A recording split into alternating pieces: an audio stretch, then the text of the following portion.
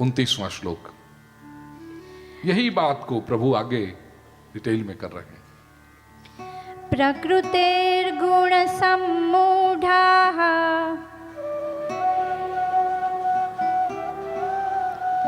सज्जन्ते गुणकर्मसु तान् कृत्स्नविदो मन्दान् कृत्स्नविन्न विचालयेत्।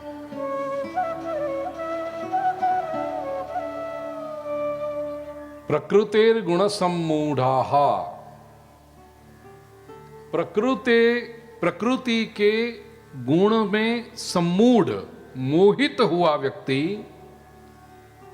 सज्जनते गुणकर्मसु, वो गुण और कर्मों में सज्जनते आसक्त होता है, बंधन में आता है, खींचा चला जाता है। लेकिन तान अकृत्स्नविद विदः मंदान, ऐसे अकृत्स्नविदः, ये तीसरे और चौथे चरण में भगवान ने दोनों एंटोनिम साथ में रख दिए। तान कृत्स्नविदो मंदान कृत्स्नविन न विचालयेत्। कृत्स्नवित और अकृत्स्नवित। कृत्स्नवित का अर्थ है संपूर्ण जानने वाला। कृष्ण शब्द अलग है और कृत्स्न, संस्कृत में कृत्स्न का अर्थ होता है संपूर्ण। कृत्स्नविद संपूर्ण जानने वाला, और अकृत्स्नविद संपूर्ण जो नहीं जानता है, a person who does not know in totality. तो ये जो संपूर्ण नहीं जानते, तान अकृत्स्नविदः जनाः मंदाः, मंदान, जो वो मंद है, बुद्धिहीन है, उनको कृत्स्नविद न विचालयेत्, जो संपूर्ण जानता है ऐसा व्यक्ति उनको विचलित न करे, चलायमान न करे। प्रकृति के गुण से मोहित हुए व्यक्ति गुण और कर्मों में आसक्त होते हैं, ऐसे संपूर्ण नहीं जानने वालों को जो संपूर्ण जानता है ऐसा ज्ञानी विचलित न करे। जो बुद्धि भेद न जनियेत, वहां से विषय शुरू हुआ है ना, कि बुद्धि में भ्रांति न करे, वही प्रभु है। प्रकृति के गुणों से अत्यंत मूढ़ जो लोग हैं, वे गुण और कर्म में आसक्त होते हैं, खींचे चले जाते हैं और बंधन में आते हैं। सत्व रज तम के गुणों में कैसे? अब देखिए, प्राकृतिक पदार्थों के गुण है और उसके परिणाम आते हैं।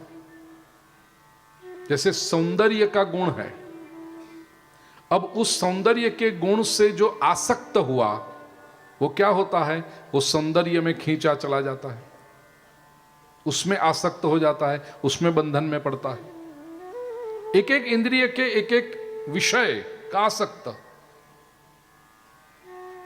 किसी को स्वादेंद्रिय का रस होगा तो जहां जहां भी अच्छा चाटने मिलता होगा वहां वहां वो बंधन में पड़ जाता है, उसको उसके सिवा कोई दूसरा विचार ही नहीं आता है।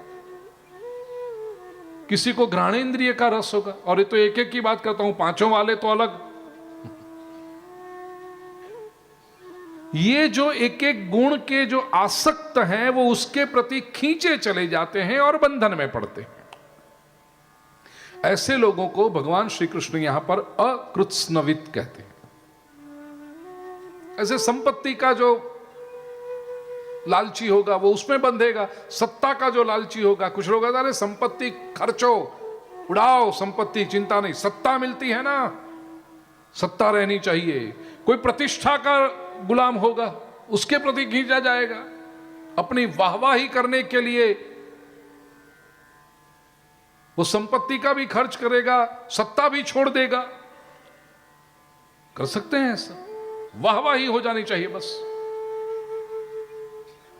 ये सभी लोग प्रकृति के किसी न किसी अंश के गुलाम होते हैं।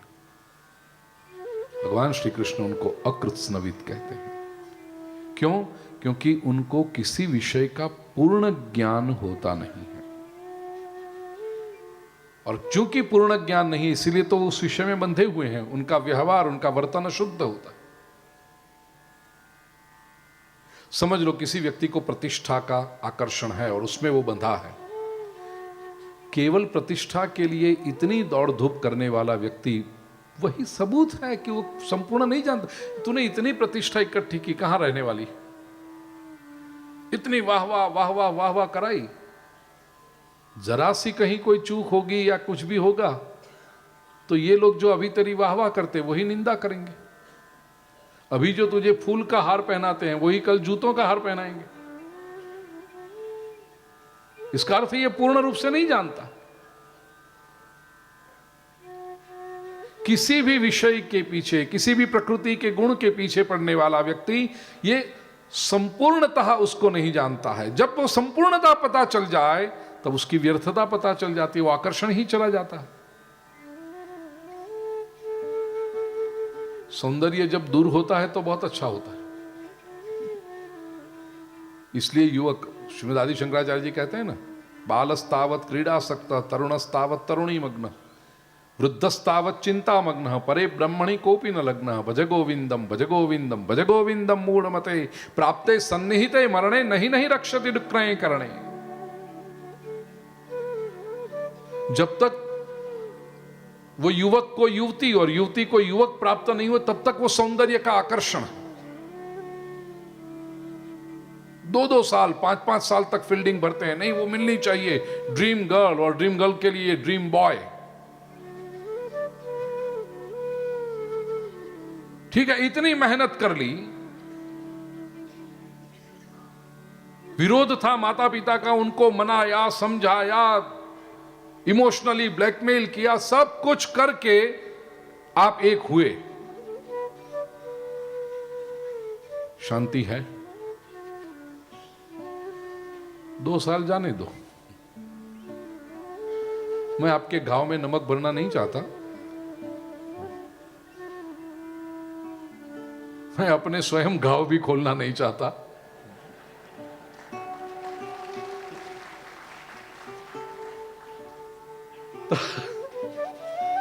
છે ને મોજ। તો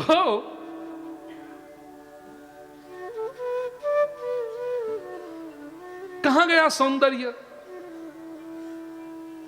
इसका अर्थ यह हुआ कि जब हम वो सौंदर्य के पीछे कि लगा था यहां तृप्ति मिलेगी, यहां संतोष मिलेगा, उसके पीछे भाग रहे थे, उस समय हम अज्ञानी थे या तो अल्पज्ञानी थे, कृत्स्नवित नहीं थे, संपूर्ण जानने वाले नहीं थे। उस वक्त यदि संपूर्ण पता हो जाता कि 2 साल के बाद 5 साल के बाद ऐसा होगा तो उस समय हम पागल होते नहीं होते।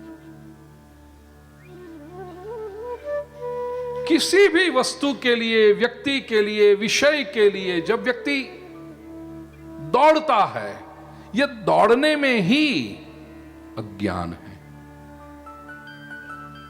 अच्छा, यदि कोई ऐसा प्रश्न पूछे, हम भगवान के लिए यदि इतने उत्सुक हैं, भगवान के लिए इतने दौड़ रहे हैं, तो इसका उत्तर वेदांत देगा, भगवान के लिए दौड़ने की आवश्यकता क्या है? भगवान तो वही है जहां तुम हो, वो कहीं बाहर नहीं है जो यहां से आपको लेना है। इसलिए सारी दौड़ धूप मिलने के बाद, सारी दौड़ धूप निकलने के बाद वो रियलाइज होता है, मैं प्राप्त होता है भी नहीं बोलता हूं, उसका पता चलता है यही तो था जहां मैं। तो ईश्वर को पाना ये अप्राप्तस्य प्रापणम नहीं है। ऐसा नहीं कि जो अभी तक आपके पास नहीं था और आपने कुछ नया ले लिया, वो तो प्राप्तस्य प्रापणम है, जो था ही, केवल उसका पता चले बस।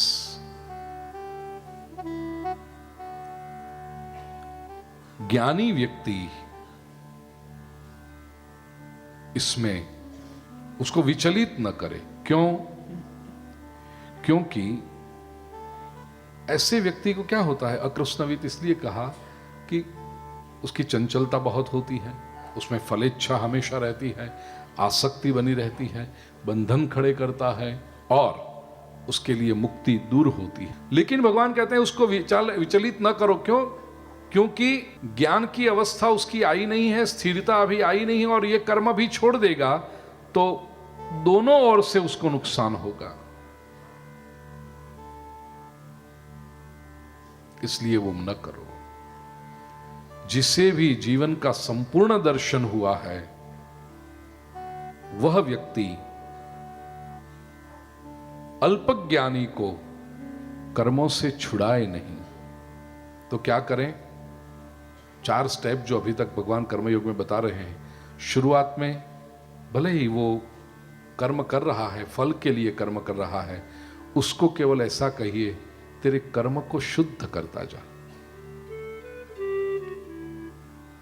अच्छे कर्म कर, अच्छा फल मिलेगा। फल के लिए कर्म। उससे ऊपर की स्थिति, आनंद के लिए कर्म कर। तीसरी स्थिति, विकास के लिए कर्म कर। और चौथी स्थिति, प्रभु प्राप्ति के लिए कर्म कर। मैं कर्म इसलिए करता हूं मेरे प्रभु को आनंद हो, मेरे परम। ये धीरे धीरे कर्म तो कर, कर्म के पीछे का हेतु बदलता जा। जैसा व्यक्ति का अधिकार हो वैसा उसको उपदेश करना, ये ज्ञानी का लक्षण है। 30वां श्लोक। मयि सर्वाणि कर्माणि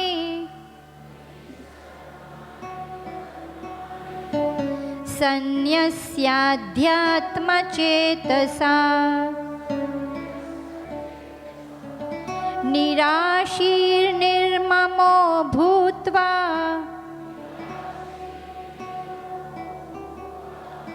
युध्यस्व विगतज्वरः। अर्जुन, मयि सर्वाणि कर्माणि सन्न्यस्य, और वो भी कैसे? अध्यात्म चेतसा, अध्यात्म चेतना से, आध्यात्मिक चित्त से। अमदावादનું પ્રસિદ્ધ જગન્નાથ મંદિરના महंत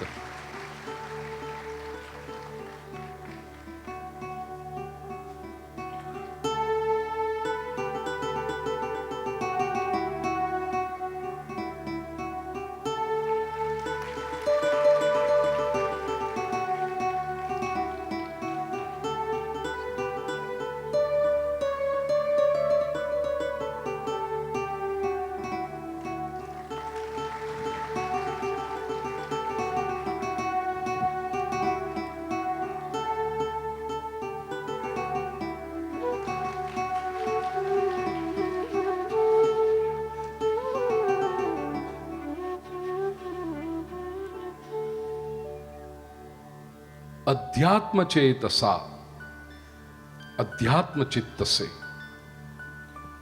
सर्वाणि कर्माणि मयि सन्न्यस्य, सभी कर्मों को मुझ में समर्पित करके। ये सन्न्यस्य शब्द बड़ा प्यारा है। बहुत मिसअंडरस्टैंडिंग उस शब्द के बारे में। हमने सन्यास को केवल वस्त्र के रंग में सीमित कर दिया। हमने सन्यास को केवल एस्केपिज्म में लिमिट कर दिया। सन्यास ये कितनी दिव्य अवस्था है। छोड़ना। संस्कृत में न्यास शब्द के 2 अर्थ हैं और दोनों एक दूसरे के विरोधी भी हैं। न्यास शब्द का एक अर्थ है छोड़ना और न्यास शब्द का दूसरा अर्थ है रखना।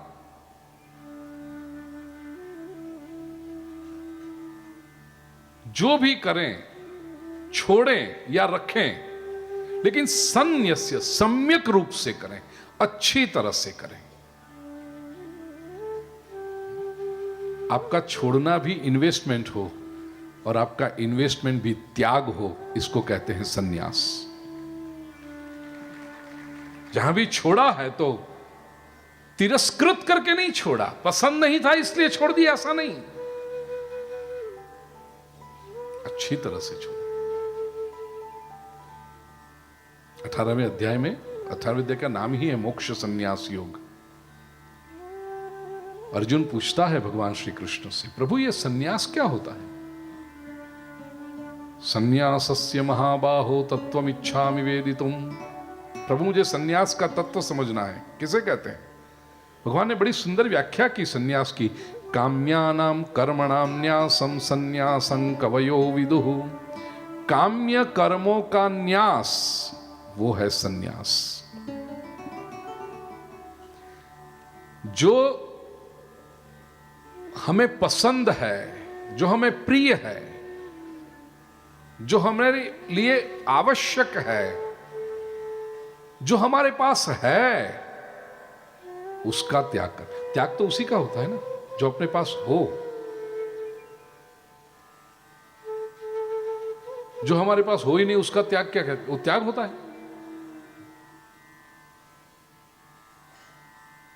कोई अच्छा काम करने के लिए अस्पताल बन रही हो शहर में और उसके चैरिटी फंड रेजिंग के लिए आए और हम कहें जाओ आपको मुंबई शहर दे दिया था ये त्याग कोई त्याग होता है? ये मजाक है त्याग का।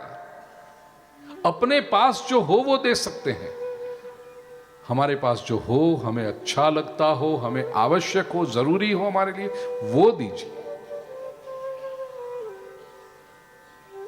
ये बहुत प्रिय दृष्टांत है संन्यास का कॉन्सेप्ट समझाने के लिए।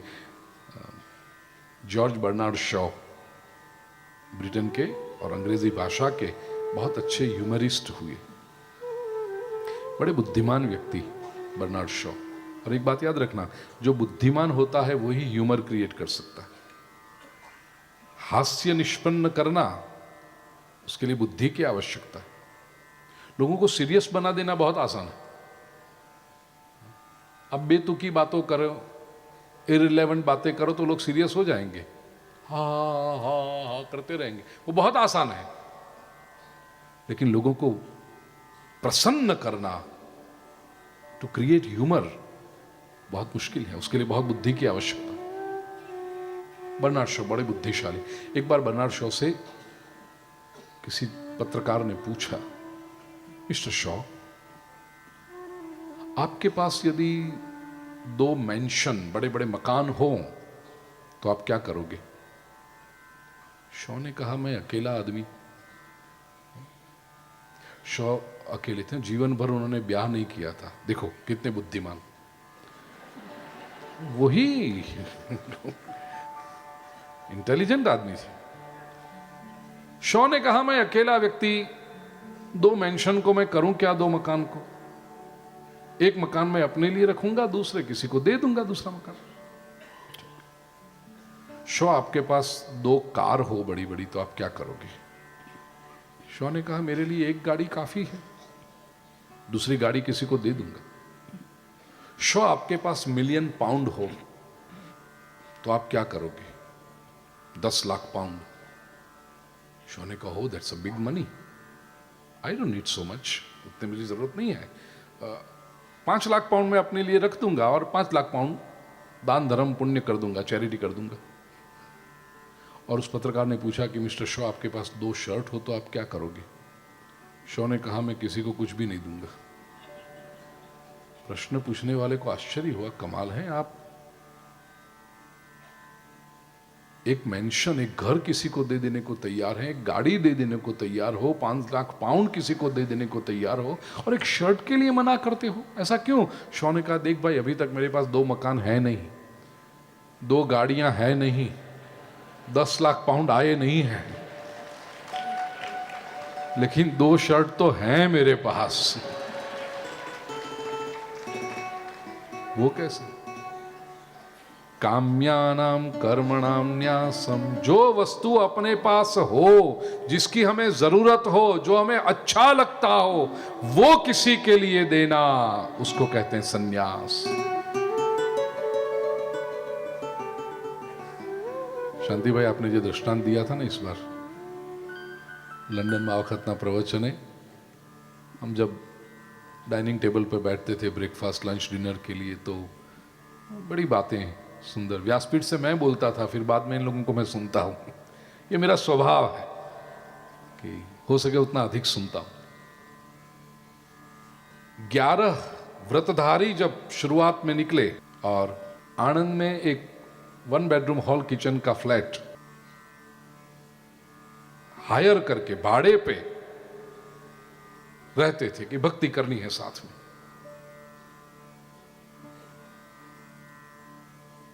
अब जो 1 बेडरूम हॉल किचन का फ्लैट है उसमें बेडरूम मुख्य है, वो तो मुझे साहिब के लिए, और बाकी 10 एक कमरे में, और 10 अलग अलग काम करते थे, अलग अलग सेवा। कोई प्रोफेसर था कॉलेज में, कोई यूनिवर्सिटी में प्रोफेसर था, कोई कहीं और जॉब करता था, किसी को किचन की सेवा थी, किसी को वो कपड़े धोने की सेवा, किसी को इस्त्री करने की सेवा। जिसकी जो शक्ति, भक्ति, मति, सबको अपनी भक्ति करनी। कपड़े सबके एक समान, ऐसे नहीं कि इसके ये कपड़े बैग में अलग, उसके वो कपड़े बैग में अलग, ऐसा नहीं, सबके साथ में।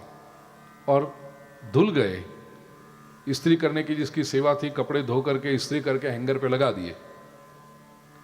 अब सुबह जो उठता है, जिसको काम पे जाना है अपने अपने समय पे, क्योंकि बाथरूम एक ही है, तो सब अलग अलग उठ के, और 11 बैचलर्स व्रतधारी, तो अपने स्नान करके हैंगर पे सब कपड़े लटक रहे हैं, उसमें से ले लिया जो स्वयं के लिए लगा ठीक, वो पहन के काम पे चले गए। यहां तक तो बात ठीक है, लेकिन साधना का, सेवा का, कर्मयोग का सौंदर्य कहां आता है?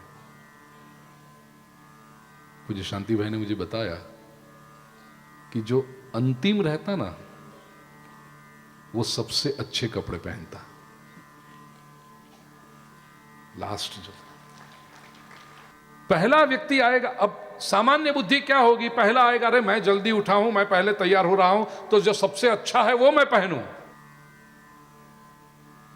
अच्छा कपड़ा दूसरों के लिए हो, मैं सादा पहनूंगा, चलेगा मुझे।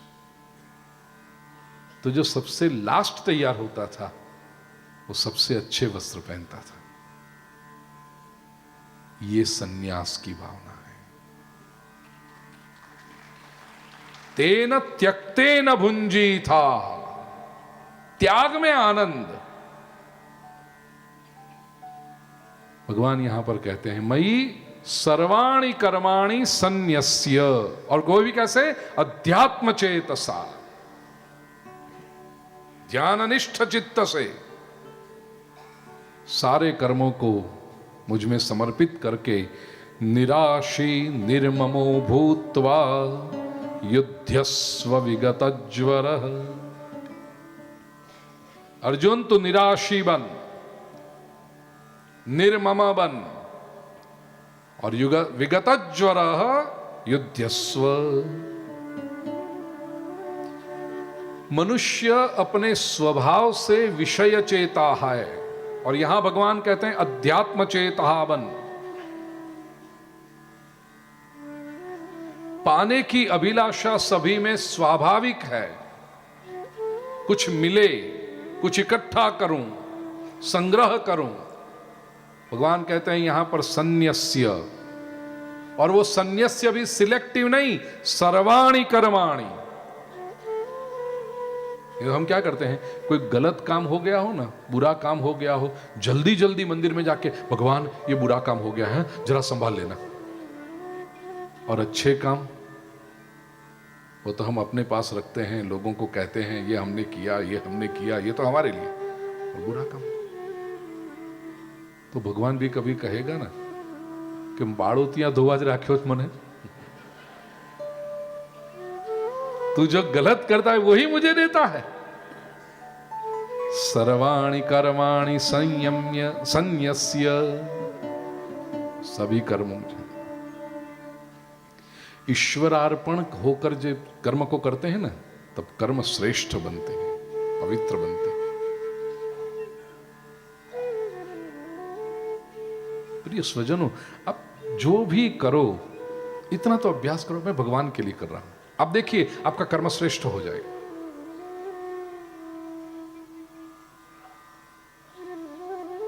घर में झाड़ू निकालते हैं, बिल्कुल सादा सीधा सरल कर्म है। रोज कैसे निकालते हैं आप जानते हो। आज आपने ये भगवत गीता के कर्मयोग पर प्रवचन सुना है। कल सुबह जब घर में से कचरा निकालो, केवल उसको ईश्वर अर्पण कर देना। सर्वाणि कर्माणि मयि सन्न्यस्य। ये घर मेरे प्रभु का मंदिर है। ये घर में केवल परिवार के 4-5 लोग हम समझते हैं वो ही घूमते नहीं हैं। ये घर में मेरा ईश्वर भी घूमता है, और मेरा ईश्वर जब ये घर में आए तो उसके लिए मुझे साफ करना है। बस ये विचार करके घर में झाड़ू लगाओ। वो झाड़ू लगाने का काम भी आपकी भक्ति हो गई, और वो कर्म कितना शुद्ध हो गया अब आप जानते हो। पहले आप ऐसे ऐसे ऐसे करके निकाल देते थे, अब कहीं कॉर्नर में जाकर के, नहीं प्रभु आने वाले। अरे कोई बड़ा आदमी भी आपके घर आने वाला हो तो आप घर कैसा स्वच्छ कर देते। अમને ખબર હોય અમારી પધરામણી પર ઘરોમાં કેવું થતું હોય।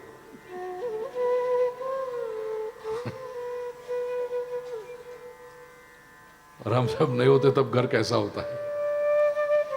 भगवान की बात जो करता है, ऐसा एक व्यक्ति यदि आपके घर में आए तो आप कितना साफ सुफ कर दो, आने वाले आने वाले आने वाले। आप प्रत्येक क्रिया में ऐसा समझोगे कि स्वयं प्रभु आने वाला है, स्वयं परमात्मा के लिए कर रहे हैं। आपका कर्म कितना शुद्ध हो जाए। भोजन बनाते हो, अभी तक इतना समझते होंगे कि घर के 4 लोगों का पेट भरना है। अब जरा इतना समझ लो, मेरे प्रभु आरोगने वाले हैं, मैं भगवान के लिए कर रहा हूं।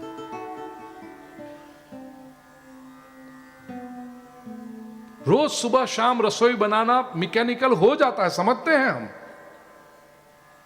एक कर्म का भार लगता है, वो बोझ लगता है, लेकिन मेरे प्रभु के लिए बना रहा हूं या बना रही हूं, वो भक्ति हो गई, कर्म शुद्ध हो गया। छोटे छोटे कर्म। आप दुकान भी चलाते हो, पैसे भी कमाते हो, अभी तक ये समझते होंगे कि मेरे लिए, मेरा घर चलाना है, आवश्यकताएं पूरी करनी है, उसके लिए कर रहे हैं, पैसे कमा रहे हैं, मौज शौक करना है, अच्छी चीजें घर में लानी है, घूमने फिरने जाना, इसलिए कर रहे हैं। ठीक है, करो, मना नहीं कर रहे कृष्ण। उसमें एक बात और जोड़ दो, मेरा प्रभु प्रसन्न हो ना, इसलिए मैं कमा रहा हूं। तो पैसे कमाने का जो काम है, आपका दुकान चलाने का भी काम है, ऑफिस चलाने का काम, वो भी भक्ति हो जाएगा, वो कर्म शुद्ध बन जाएगा। कर्म को शुद्ध करने की, जैसे पुराने समय में पानी गंदा मैला आता था, क्या करते थे? फटकड़ी। क्या कहेंगे हिंदी में फटकड़ी को? फिटकरी। पोटेशियम परमेंगनेट, मैंने केमिकल नाम खबर छे, जो भी कहते होंगे, समझने वाले समझ जाएंगे। वो फटकड़ी को घुमा देते थे पानी में, उतनी घुमा दी, फिर 2-4 घंटे में पानी स्वच्छ हो जाता था। बस जो भी कर्म आप करो, मैं परमात्मा के लिए कर रहा हूं, ये विचार कर्म के अंदर मिला दो, आपका सारे कर्म, आपका पूरा जीवन भक्तिमय बन जाएगा, कर्मयोग बन जाएगा। ईश्वर के लिए मैं कर रहा हूं। और निराशी, आशा रहित। आशा जब छूट जाए फिर मुक्ति बहुत दूर नहीं है। महाप्रभु जी श्रीमद् वल्लभाचार्य जी कहते हैं, फल विषय त्याग निराशीरिति। फल की अभिलाषा का त्याग कर दिया, वो निराश। निर्ममो भूत्वा निर्ममः, निर्मम हो, ममत्व छोड़ दिया। युद्धस्व विगत ज्वरः। आगे के 4 उपदेश यदि उतर जाए तो ये 5वां उपदेश बड़ा सरल बन जाता है। विगत ज्वर, विगत ज्वर, ज्वर का सीधा सरल अर्थ है ताप, बुखार, ताव।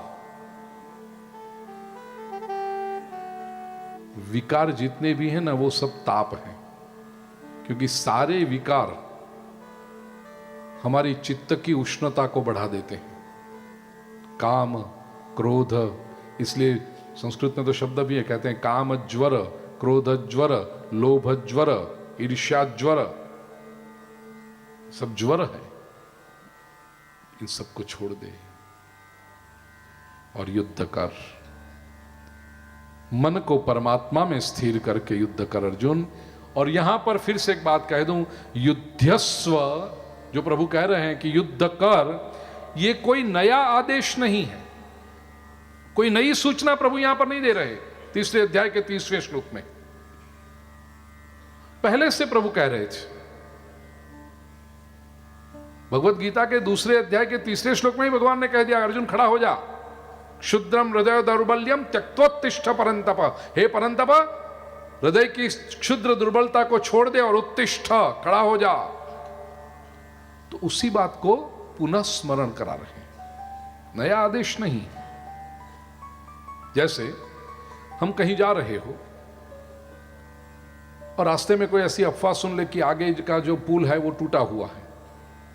अहमदाबाद से मुंबई जा रहे हैं ड्राइव करके बाय रोड, और वो कह दे कि भाई नर्मदा के ऊपर का जो वो गोल्डन ब्रिज है भरूच के पास, उसमें बहुत ट्रैफिक जाम है, bumper to bumper traffic jam, 4 घंटे से ट्रैफिक जाम है।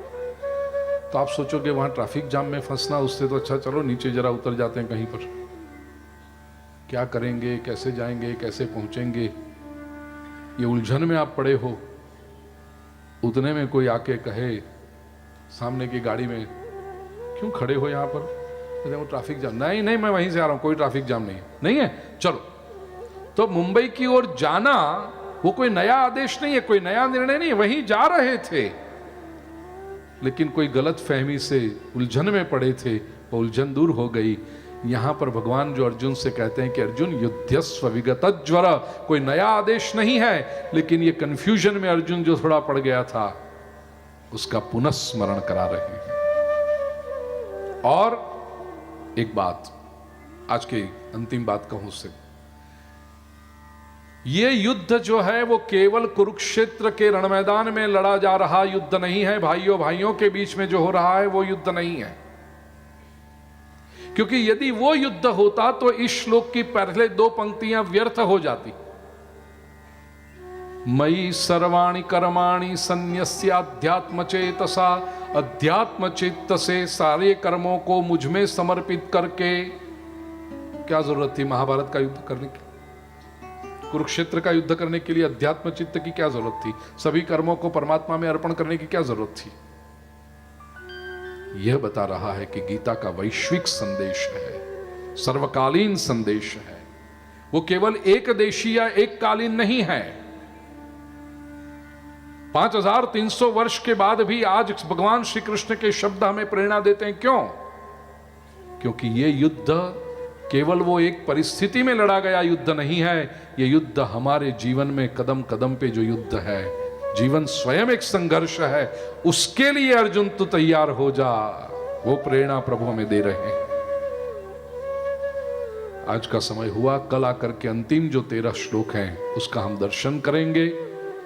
एक बात एक आपको बता दूं जरा, मैं रोज एक गुड न्यूज आपको देता हूं ना, जैसे कल वो क्रूज के गुड न्यूज दिए आपको। कितने लोगों ने जाकर के हमारे वो पंकज भाई और मोहन भाई से पूछा, कितने लोग तैयार हो रहे हैं आने के लिए।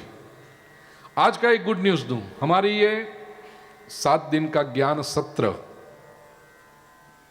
बड़ी अच्छी संख्या में, बड़ी सुंदर रूप से आप लोग आ रहे हो। 6 दिसंबर से 12 दिसंबर कई लोग होंगे जो यहाँ नहीं पहुँच पाए, बाहर गांव में रहने वाले लोग होंगे जो नहीं पहुँच पाए, प्रदेश में रहने वाले लोग होंगे जो नहीं पहुँच पाए। 6 दिसंबर से 12 दिसंबर प्रतिदिन प्रातःकाल 10 बजे से लेकर 1 बजे तक आस्था चैनल पर समग्र विश्व में ये ज्ञान यज्ञ पहुँचाया जाएगा।